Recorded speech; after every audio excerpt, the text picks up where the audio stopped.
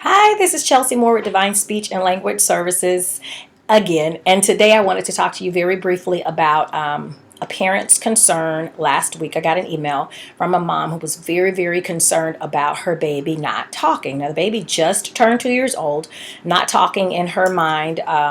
And what we established what not talking meant was that the baby had absolutely no words. Yeah, he was cooing, he was babbling a little bit, but there were absolutely no words. He plays, he makes eye contact, but he's just kind of just making sounds that are very, very elementary for that level of development.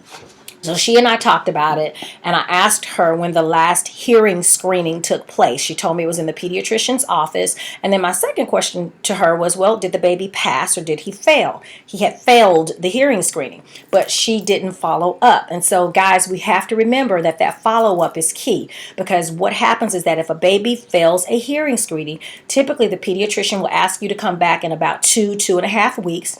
They test the baby again. The baby does not pass that second hearing screening, then a couple of referrals are made. Either the baby is going to be sent to an ENT, which is an ear, nose, throat specialist, or an otolaryngologist. They may be sent to an audiologist, a pediatric audiologist, to take more of an in-depth picture of the ears and do even more in-depth testing. Okay, and then once those results are gotten, you go back to the pediatrician, and the pediatrician may make another referral, or sometimes the audiologist makes a referral as well, or sometimes the pediatrician and the audiologist just work together. So then what happens from there is that the speech pathologist is notified or referred. That's me. And sometimes a developmental psychologist is also brought in. Developmental psychologists, even though that's a long, scary sounding name, they're really cool people, and they deal with memory, learning, and attention. That's cognition. Cognition has to do with the way we remember things, the way we learn things, the way we attend things. And so with all of these different specialists involved, your baby is sure to get the care that they need. But as parents, we got to follow up and we got to keep moving. It sounds scary. It sounds overwhelming.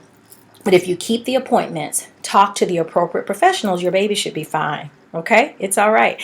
And so another thing that I want you to think about too, in the midst of getting all these tests, ask yourself, is there a history of developmental delay in my family when it comes to hearing? Is there a history of developmental delay when it comes to language? Some families are full of late talkers that end up being okay, but you have to take the precautionary steps to make sure that those babies have exactly what they need, okay? And again, after all those referrals are done, at the end of the day, you still may be required to go to an ENT or an otolaryngologist or an audiologist or a speech pathologist, that's me, or a developmental psychologist. I hope this helped you.